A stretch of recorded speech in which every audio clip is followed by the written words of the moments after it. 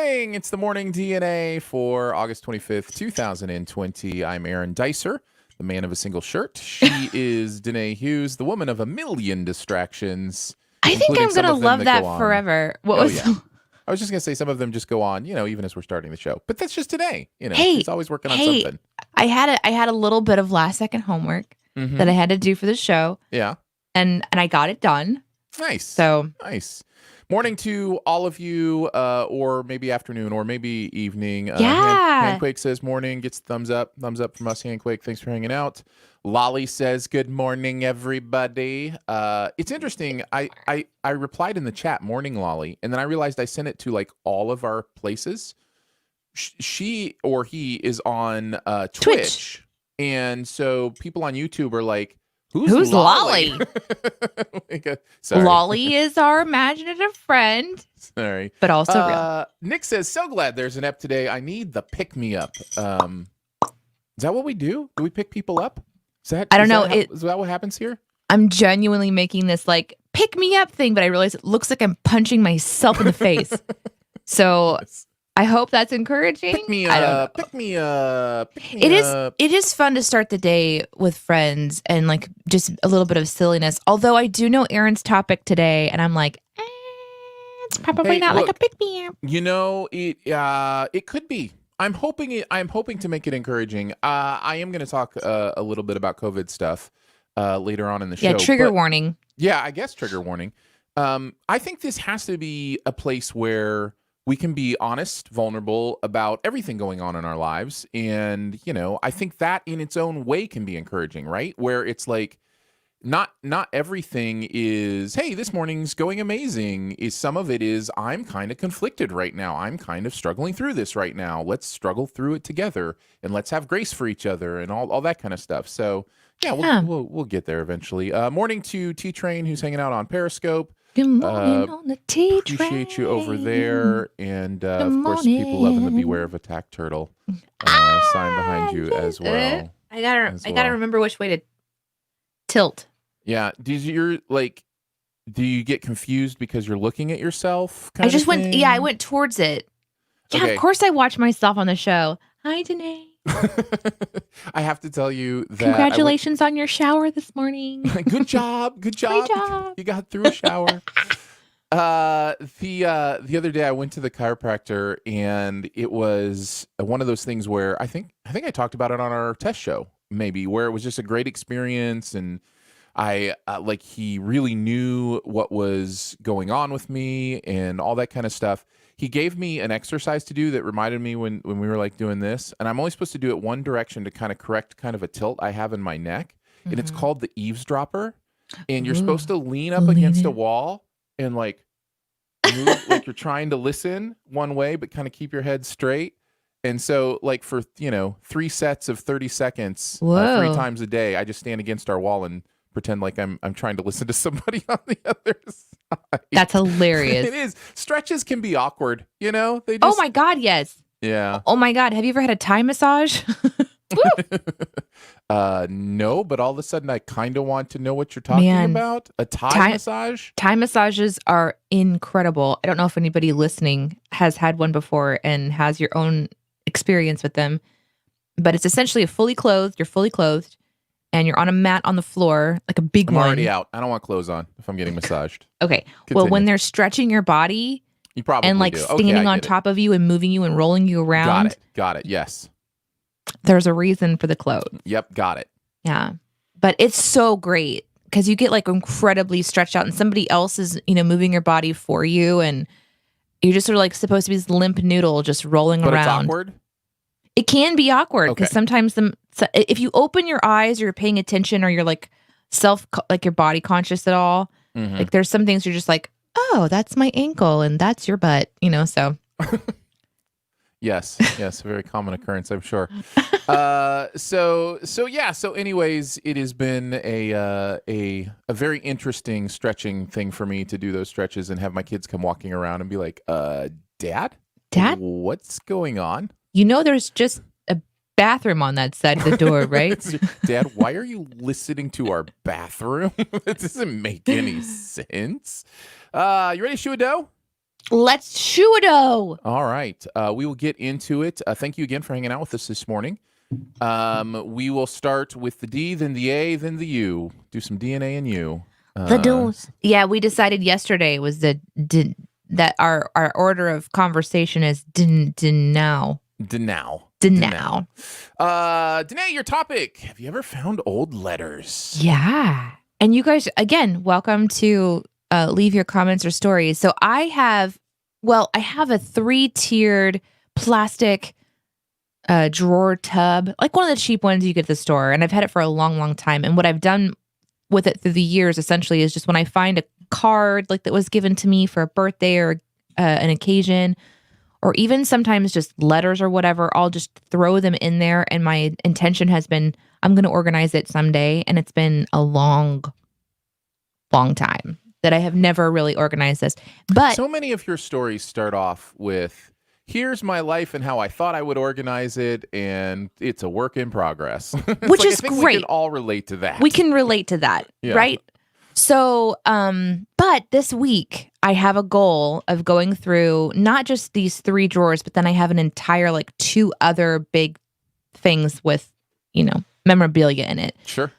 All kinds of memorabilia. If you can think of it, and it's paper related, whether it's drawings or old poems or receipts from events that I went to, concerts, movie stubs from going to see movies, just things like that. I try to keep all that, mostly because I know I'm going to forget about it. And I'm like, oh yeah, this happened in my life. Sure. Cool. Sure. I did go to that thing. Anyway, I threw away so much. It was an incredible experience. It was great. You know me, I am firmly on the toss it side of keep it or toss it. I have made many mistakes in my life in this department, and they always err on the side of throwing something away I shouldn't have thrown away, and I'm okay with that. I would rather accidentally throw something away than just have, storage full of stuff that's just sitting there, Wow. So well, that's just me. This is a 1 shoebox. I managed to kind of whittle it down to 1 shoebox full of stuff, at least from that 3-tiered container. I've got to read this question. It's Kramer. He says, did your mother save 365 letters all sent by an ex-boyfriend while you're about to get married? I think that may be a story in there somewhere, Kramer. I don't know what my mother has kept, but but it was really fun to go through this. I found some things that of note.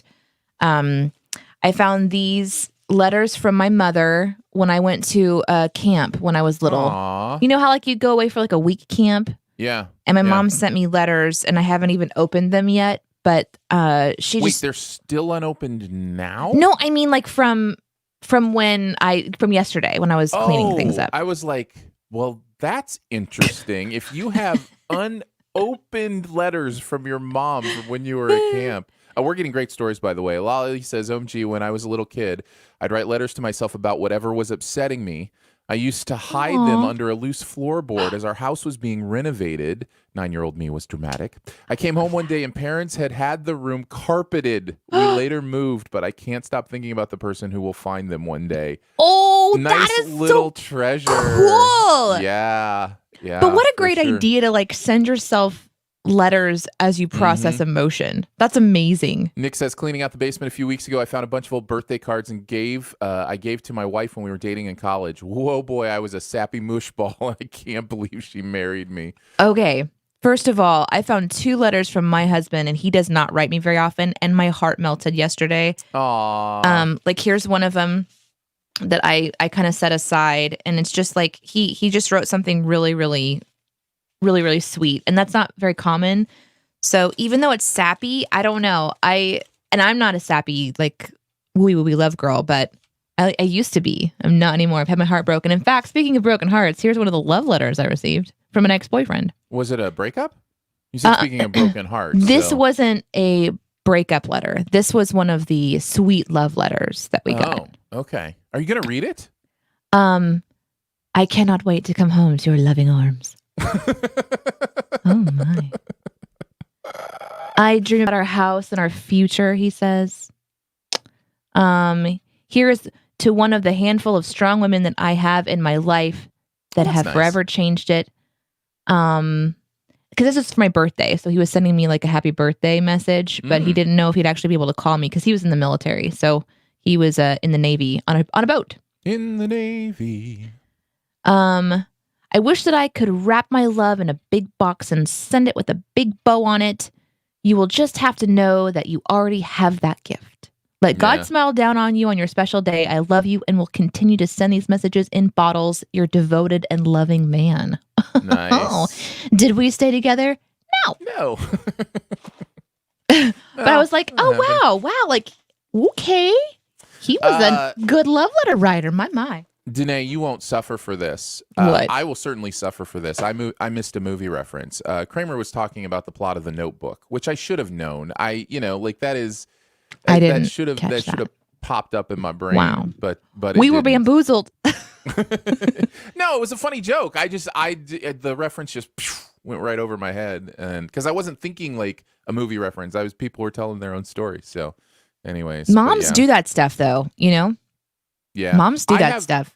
I have a box of letters from a bunch of my old girlfriends, all named Jennifer, by the way. I don't know if you know this. When I grew up, girls were only named Jennifer. That was pretty much the only name that parents would give their little girls as I was growing up.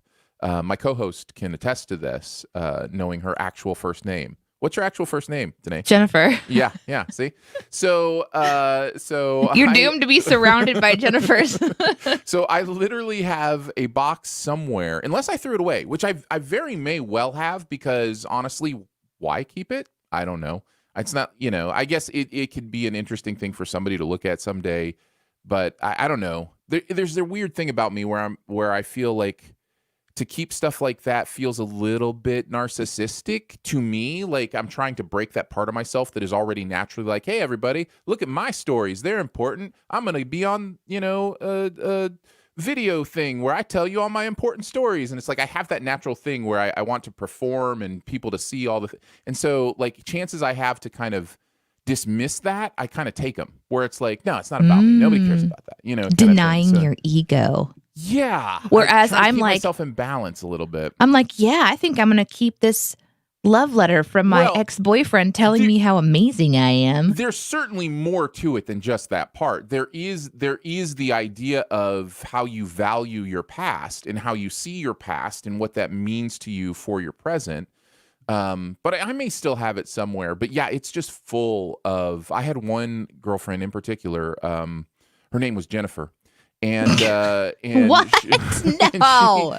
She'd send me a letter every week. She sent me a card or letter like every week while we were together. And yeah, it was at the end.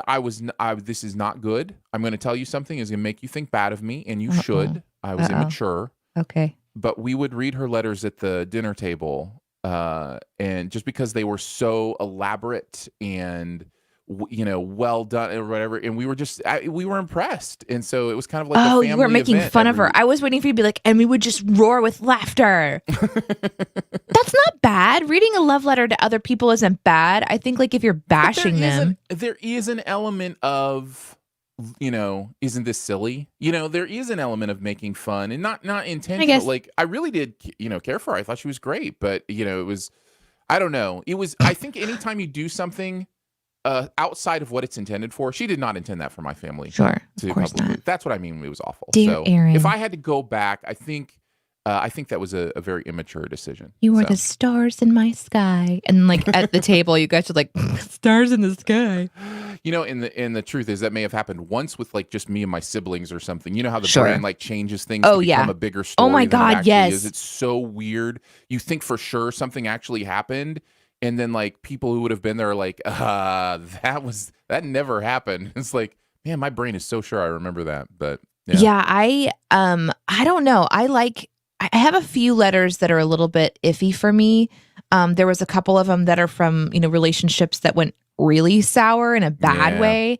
And I'm like, oh, I don't know if I want to just go ahead and shred this or if I want to read it and try to remember what I liked about this person in the first place. Right. But then there's some really good memories wrapped in there. And there's some fun things too that I just, like I think I'm going to cherish. I found like messages from my great aunt who passed away many years ago explaining like something that she gave to me, and I could not remember the story behind it, and then there's the paper. So Mm-hmm. I don't know, these kinds of going back through memories can bring up a lot of emotion, and I'm glad to share a little bit of that with you. I'm sure I'll have more stuff to share with you guys as I continue to like cull all of this stuff. Sire Egdo says, "My memory is so terrible. I could write a letter today and say I wrote it when I was 15, and this time next year I'd completely forgotten I wrote it and think it was real. So nostalgia is lost on me because I can never confirm nor deny stories from the past very well. I am very much that. Yeah, you are. I for whatever reason, my memories before the age of, even like 14, 15 are just very nebulous, and I don't know if I just have a more honest understanding of how nebulous memory is in general, or if they just my memory doesn't work that way. It's quite possible I don't care as much as most people because it's the past. We just talked about how I throw away the Yeah. past in some ways. So Oh yeah. and you're Danae's very much an in the moment person. Oh yes. But I am an in the future person. Like if I lean one way or another, I am definitely looking ahead. I find value in what's going to happen 5-10 years from now. Especially if it means you can have a bionic arm. Yes. Yes. Yes. So yeah, I'm mostly in the future. Danae is mostly in the present, I think. And I know people who are mostly in the past. And I think all of those have positives and negatives, and you just kind of have to I think living in the present is the best if you can really do it. Oh man. Preparing for the future, learning from the past, but living in the present is probably the best way to It's the goal. do all that. At least mine. Yeah. So yeah. Before we head on to the A topic, the thing that was most interesting to me that we learned about memory in the course of doing one of these shows, radio show, podcast, whatever, was the doorway effect. Do you remember learning about the doorway effect? Oh yes. Or have you walked through a door since then? Oh my gosh, that was such a crazy morning on the radio because it was confirmed by so many calls coming in. All right, here's the doorway effect. The doorway effect is that your brain, when it enters a new situation, dumps short-term memory so that you can engage with your new situation. It's called the doorway effect. It is the reason why you will leave a room on your way to do something, and as soon as you get in the next room, you can't even remember why you went in there. And what has elevated the doorway effect in our modern era is our phones. You will open your phone to do something, and it's the doorway effect. You don't even remember what you just picked your phone up to do. It's not even 3 phone seconds too. ago. It's like laptops with all the windows that are open and stuff. Like, well, it doesn't even matter. It's just the opening of the laptop is a doorway, and your brain goes, okay, shutting down, taking in new environment. And it's like, this is why surgeons have an entire like semester of counteracting the doorway effect, so they don't walk into the operating room and forget what to do to help you. Yep. All right, on to the A topic. Are you feeling COVID pressure? COVID pressure. Go ahead, sing the whole song. Pressing down on me, coughing out on you. No man asked for COVID pressure. I am in 2 situations right now where I am feeling COVID pressure. The pressure of making a decision, the pressure of living up to your friends' ideas of what is safe, what is not safe. We live in such a pressure world, and the word shaming is thrown on. Like you hear about like parent shaming. You'll hear about body shaming, about different kinds of shaming, and we're really good at that right now. We're really good at the idea of here's what I believe, and so I'm going to shame those who don't believe what I do. And COVID has elevated that in a lot of ways. And it's one of those things that I don't engage with very well because first of all, I kind of try to lead with grace, and second of all, I don't judge people who aren't in my immediate circle. Like I just if you're but I'm in your immediate circle, so you correct. Super judge me, right? Well, and I don't judge you. What I do is I have conversations with you, right? Like we're friends. It was a joke. So, it was a joke. I was just trying to diffuse. And I'm taking your joke and trying to make a valid point, I guess, which is like when you have somebody you're close to, you can have conversations about how are you handling this? How are you doing? What are the decisions you're making based on the information that you have around you? The 2 situations I'm in right now are my kids are going back to school. They're in seated classrooms here where we live. The schools have decided that it is okay to do seating. All the students are wearing masks the entire day. They have divided the classrooms. My son was telling me about it yesterday into groupings to where if something happens, they know exactly which students that student has sat in contact with for extended periods of time. So when you're in a classroom, I guess they have like different groupings in the room Like where charts. they have a seating chart. They Mhm. have to sit at the same place every day, that kind of thing. And so they're taking it seriously. Seated education is a very important part of their existence, their education, their growing up. Our system is based on parents being able to have a school situation where their kids are educated. Many people do homeschooling. That's fine. That's great. But most people don't. And so that's one situation. The other situation is going back to movies. The movie theaters are open here. They opened this week, and I, doing a movie review podcast, being a movie critic in some circles, am feeling the pressure to not only provide information on what I think about movies, those kind of things, but also the pressure of somebody who loves movies and misses going to movie theaters and thinks that's a fun thing to do. So now I'm reading about what AMC is doing, because that's the theater that I usually go to, how Mhm. they are requiring masks, and they're requiring masks except when people are eating. And that's an easy out when you're in the theater to be like, no, I'm just I'm snacking eating on popcorn. M&Ms the whole time. And Mhm. so my mask is off. But they're also doing spaced seating. And from what I can see with the maps I'm looking at on AMC, they're doing a pretty good job. There's a couple seats between front, back, side to side, between everybody. So in both of those decisions, I have decided to go back to the movies, and I have decided to send my kids to seated classrooms. And then I feel that pressure of, well, you're part of the problem. You're, because this disease is, it's real, it's happening.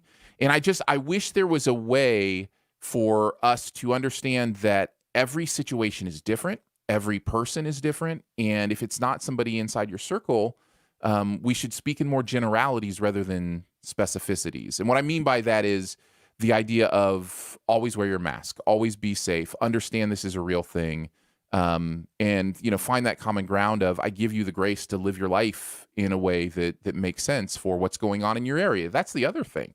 Every area is different right now as far as how many cases there are, how many, what the new cases are each day. Every day, I look at the update for our county as far as how many new cases, what the percentage of increase in new cases over the last 7 days, the 7-day average number. Like I'm educating myself as much as I feel like I can to make these decisions, but that pressure is there, and I just wonder if there's anything we can do to encourage each other instead of shame each other. Does that make sense? Oh yeah, and I love your angle on this, which is why I'm okay with talking about it, right? Oh, Because good. it's such a it's such a sticky topic for so many reasons, and I think it's because we live in this society where just talking about it is open conversation for opinions. Like if you were to Right. just post anything, for example, on a forum like Twitter, Oh, I Reddit, would never post any of Facebook, this on Twitter. even if it was just like, hey, wore my mask today, you're going to get people giving you their opinion. And so, like, Right. I'm really careful about where I even post pictures. Like, I pretty much have limited the people who are following me on Instagram on my personal. Like, I have one that everyone can follow, the @Danae says, so everyone can follow there. But I'm very careful about what I post because it's like, it's not that it'll affect me. It's that I don't want I don't want to have to chase down the community aspect of it and feel that sense of responsibility. Like, hey, the conversation happening at the table over here needs to be this way. So in a podcast forum and here, like on the show, I feel like we have the audience size right now that makes this a little bit easier to kind of wade into, so Well, to and you're having speak. a conversation instead of a, so many Yeah, character tweet or right. that kind of thing. Yeah. And you guys can see like visually what we're, kind of like what we're Feeling. experiencing and what we're Yeah. feeling. Yeah. I think to answer the question specifically, well, first of all, I want to say congratulations on navigating it because it's not easy to do. I don't have a school age child, so I feel like I'm missing a big thing that would just, if I put myself into a parent's shoes, I kind of start to lose my hair. You know what I mean? Hmm. Because it's just, there's so much unknown as like far It as was what is not the right answer an to easy decision. And if yeah. anything I'm saying makes it sound like either of these decisions were easy, then I'm not doing them justice. They were definitely deeply considered and deeply discussed in our home. So yeah, Yeah. yeah. It is definitely the way. Nick says, Aaron, my wife and I made the same decisions with our kids and me with movies. It is stressful indeed. We let our kids pick out their masks so they can feel excited to wear them at school. That makes a lot of sense. Yeah, I think that the pressure that I'm feeling for myself and that I can kind of relate to you is it comes back to what you can control. So like to the tune of what you were saying, Aaron, you are checking the numbers and you are looking at your local data and what you can control, and you're looking to see, if I go to this place, how are they treating the situation? Are they treating it with respect? And that's all you can do, and to decide where you and your family can go that feels safe for you. And then trust yourself that if you see something that's not safe, you can just leave. Mm-hmm. Yeah. you can be in a movie, and if you're by somebody who's coughing and sneezing and eating popcorn and you just don't feel safe, you can either ask the place to do something about that, or you can leave. And that's the other part of all of this. It kind of reminds me of our conversation we had back in the day about driving, right? Like, driving is something where you can't expect other people to drive safely. You can only trust yourself to drive safely. Control one person. Yeah. And that's it. So if you're an aggressive driver in that you're being defensive and that you're looking out for everybody else, and you just kind of make the assumption that nobody else is paying attention but you, right. And then you feel safer on the roads until it's run by robots, which is your lifelong goal. The day that cars drive themselves, Aaron will be so happy. Should have happened 5 years ago. We should already be there. I hate how slow the driving thing is happening. But in a situation like this, we have a virus. We have this organism that, shares a planet with us, and it shares space with us, and it's doing what it's designed to do, which is mutate to impact life. And so we're all trying to figure out what that means for us, and pray for the scientists and the doctors to be able to do what they do.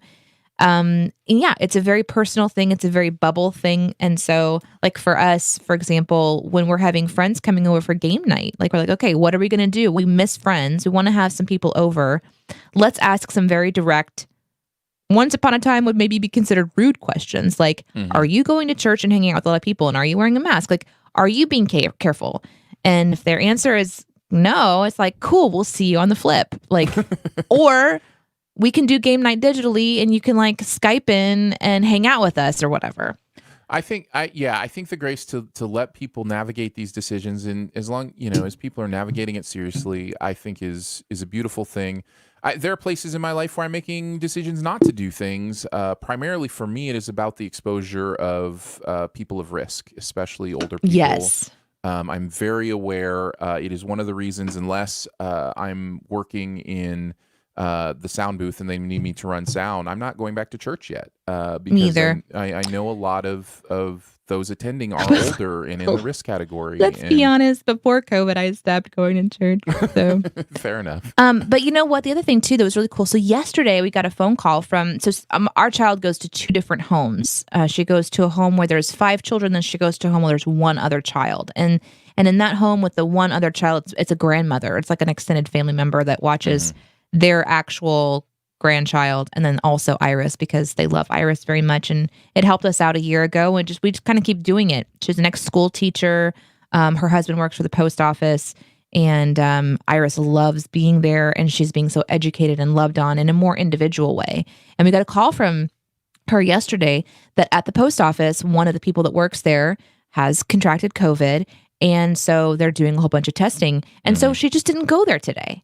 It wasn't a big deal. It was just like, her calling and saying, hey, we might have a close call here. So why don't you just stay distant? And that's the kind of people that I want to be around, where it's like, hey, we might be exposed. Go do this. Because it's happening more and more because schools are opening back up. In fact, one of my really close friends, Shannon, she is the principal of a school. And within the first 5 days of opening school, she and her child, 7-year-old, contracted COVID. They all quarantined together. They just decided let's just go ahead and ride this out. And they all got really sick together. They're all recovering, thankfully. She no longer has a sense of smell or taste. Doesn't know how long that's going to last. So It's a little bit freaky, but it affects everybody differently. You know what I mean? That's the other thing. There's light cases, and then there's really heavy cases, and everything is just, you have to be present, Appreciating your stories, and we're throwing them up on in the video as well as you kind of share them. Alex says, as someone who's getting married this October, a small ceremony of less than 50, hotel has been brilliant and come up with social distancing measures so we and the guests can still enjoy the day. That's beautiful stuff. I think I'll close this out by just saying two things. Number one, obviously, we are not trying to be instructive with this. We are trying to be conversational with this. And if anything we have said came off as, some sort of knowledge or instruction or, that's not us. We are not doctors, epidemiologists, whatever. The second part of it is one of the pressures I feel during this whole thing is the pressure of my own inherent optimism.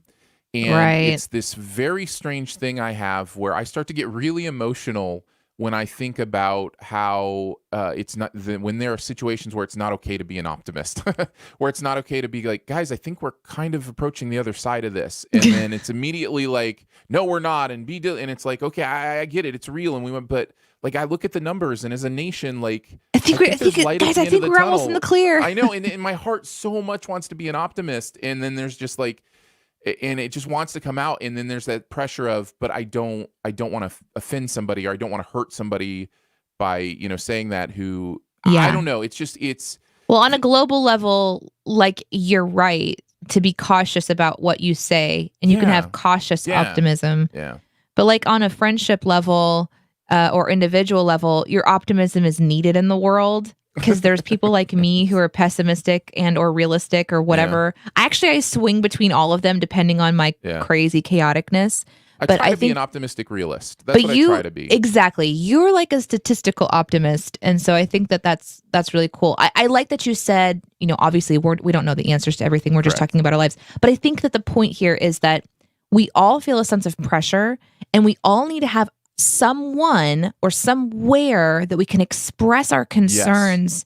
Yes. Whether they feel really wild and crazy or like really like simplistic or whatever, we need to have somebody that we can feel safe talking to, because just like with any tragedy, you need an outlet in your life.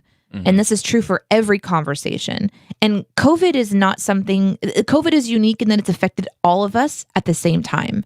It's a global tragedy. It's a global thing that has shifted our world. And so it's something that all of us share in common in a really unique way. And I think, Aaron, to your point, and I'm glad that we're kind of bringing this up, is that no matter what opinions are, we all do share this experience, and we're all trying to figure out the best way to process the information and deal with what it means for our world, with lives being lost and jobs being lost and everything shifting and changing.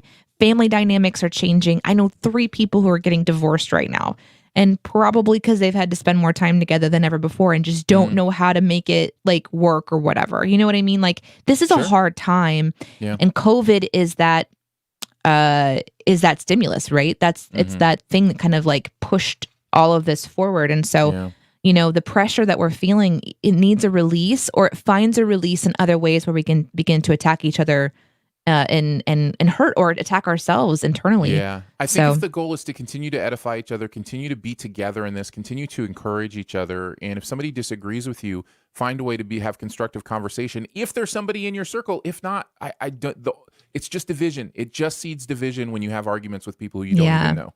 That's my opinion. RBG Goalbat, or RB Goalbat, has a question that I think can lead us into kind of the you part of this show. Yeah. Whatever questions you have, send them our way. But what's on your mind? What questions do you have? I know it's hard to answer on the spot, Aaron, but if you weren't a movie reviewer but still loved movies, would you still go back to the movies? I will answer this in the same way I answer many of these types of questions, which is in Gaelic. What's it in Gaelic? Is that what you said? I don't even know if if I could do any Gaelic. I'm trying to think. That's like a Scottish thing, right? I'm sorry, it just popped into my head. No, I'm going to answer this question like I do all questions.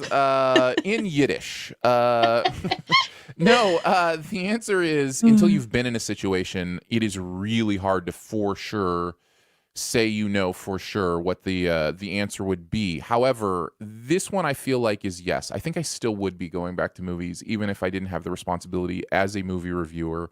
I love them, and I do believe that. Well, I've already talked about it, so I don't think I need to go over it all again. But yeah, I think that I would still be doing that. So, and Danae, as a non-movie lover who didn't really enjoy going to movies in the first place, how has this decision been for you? There's one thing that changed about movie going experiences in the last, I don't know, 10 years, 5 years or whatever, that made me want to go to the theater. And that is assigned seating. Yeah, no, that's a big one. That to me has relieved so much pressure about the movie going experience, because before it was like, you got to get there first, you got to get in line, and then you got to rush in, and then you got to get the seat that you want or whatever to enjoy the movie. Mm-hmm. And so I hated it. But I was raised by a mother, and hi, Mom, if you're watching, I was raised by a mother who is like intense in a line. She's not happy in a line. She's intense in a line. She's watching for anyone breaking the line rules, the unspoken line rules that are the rules. She's the police. All right. And I so know some line police. Yeah. Anytime there's a line, whether it's for a restaurant or a ride or a movie theater, I'm not in a happy place.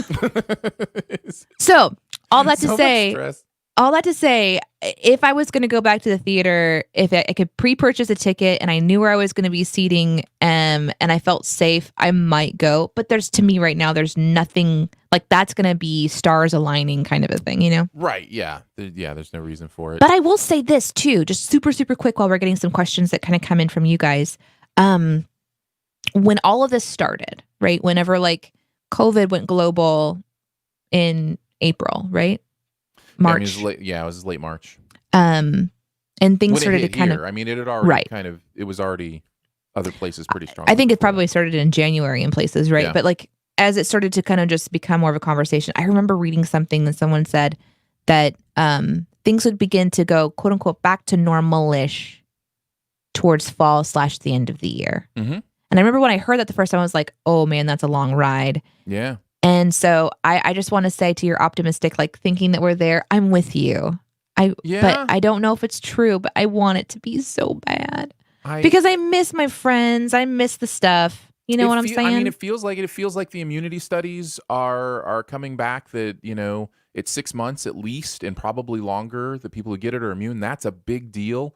Where the hospitals are handling it so much better now than they were at the start. So yeah, I think as we continue to protect the weakest people. No, I do. I think we're on the last legs of this thing and how we're doing. I hope so. There's just been so much like hurt and pain in all this. I hope it's over soon. Anyway, Steven says, if you could do an interview with anyone, who would you choose? Beyonce. Well, that's a good answer. Beyonce is fascinating to me. You had that right at the tip of your tongue. What are some of the questions you would ask Queen Bee? I probably would get in her presence and start sobbing, and then out.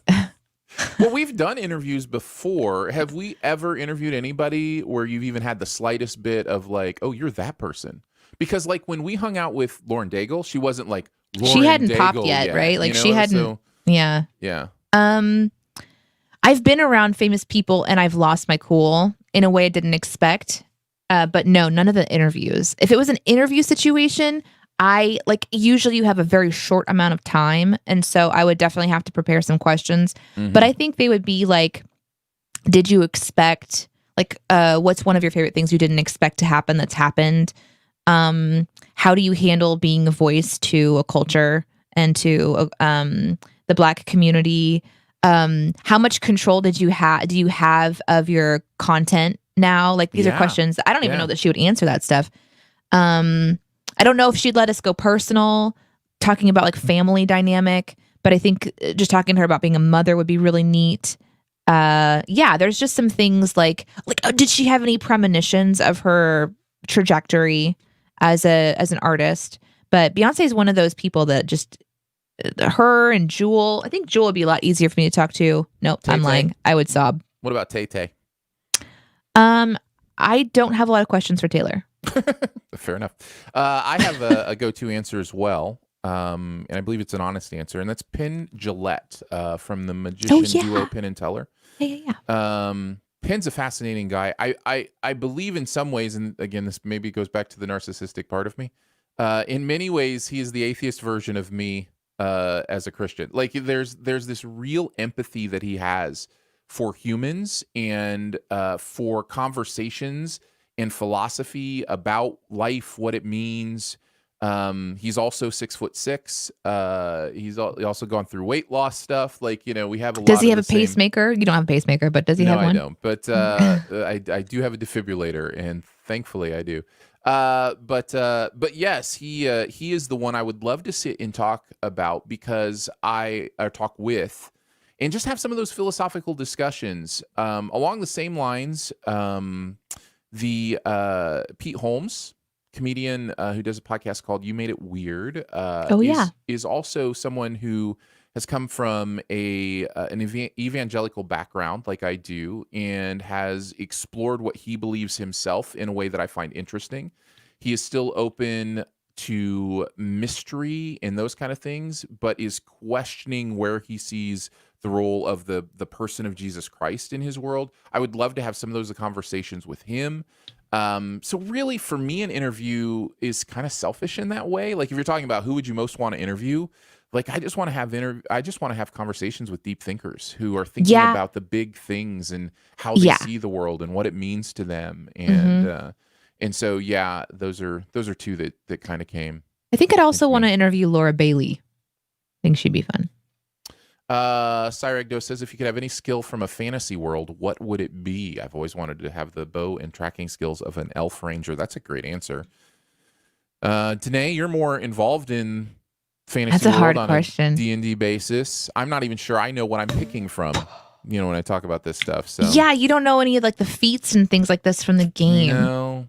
Because I would Um, think immediately I go to superpowers. I'm like, oh, what right. superpower do I want? But this I isn't want a that. This cat. is fantasy world skill. And it's a It's skill. a skill, not a superpower. So I think there's a skill. I'm gonna do try you to not look it know up what super it's fast. called? Or you just don't know what it is? Well, it's a skill but I don't know if it's a feat or a skill. I'm just gonna like take liberty Okay. here to answer the How question. dare you? How dare you take liberties on your own show? There's this thing where you can at any point in time, like you can have like a photographic memory style situation. Ooh, that's a good one. Yeah. Which is great because then like if you've forgotten something in the game, you can tell your DM like, hey, I have this ability, does that mean that I would remember this?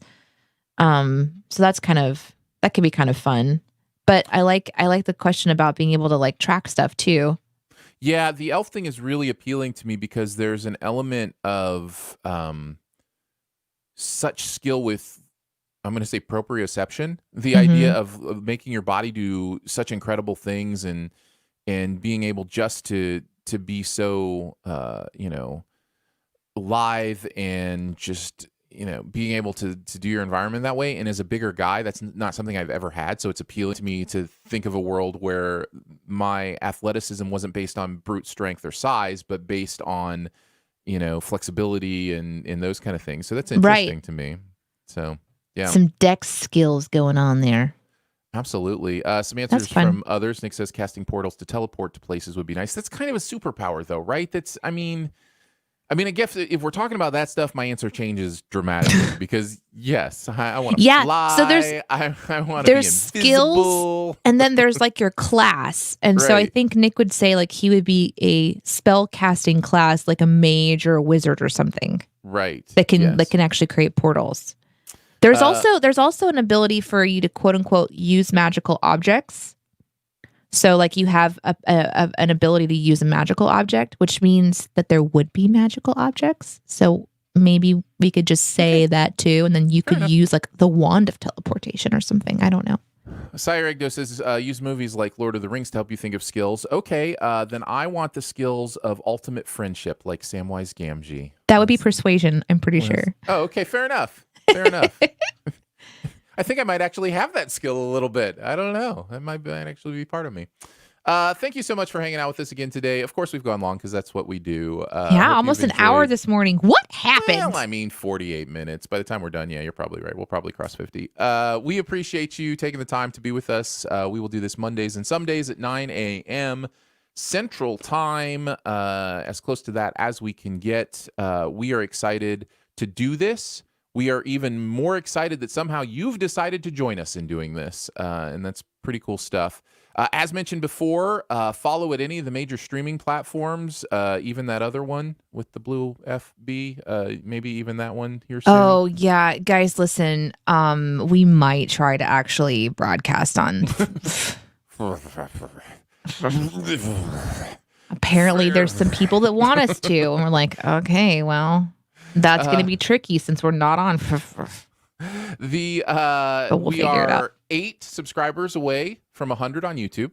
We are 10 subscribers away from the 50 we need on Twitch. Whoa, that's surprising. So if you want to give a follow at Twitch or sub at YouTube, that would be amazing. If you want to be a member of Team DNA, you can join us at patreon.com/studiodna. We did have Steven join us. Shout out to Steven who joined us. It is $5 a month to be a member of Team DNA. And you get all of these shows in podcast form, even the bonus episodes of this podcast. So you can check that out at patreon.com/studiodna. And we are 3 away from being able to take this to the next level with high definition as well as high def. Wait a second. Yeah. I like my blur. So does that mean we would do Danae, Twitch, and Facebook, or is it just? We could do as many as you want if we get to that. If we get to that level of support. So 3 more people at $5 a month, and we could stream to all the different Twitters. I remember when we're like last week, we're like, hey, let's test this show. Let's just see what happens. Mm-hmm. And now this week it's like, hey, let's broadcast to 700 more places. Okay, you guys are going a little fast. Okay, yeah. I just took a shower. Just calm down. Thank you, Nick. Says Aaron and Danae have achieved the skill of providing me with the pick-me-up I needed. You are welcome. We will be here as often as we can to do that. Thanks again. We'll catch you next time, guys. Have a good day. Bye.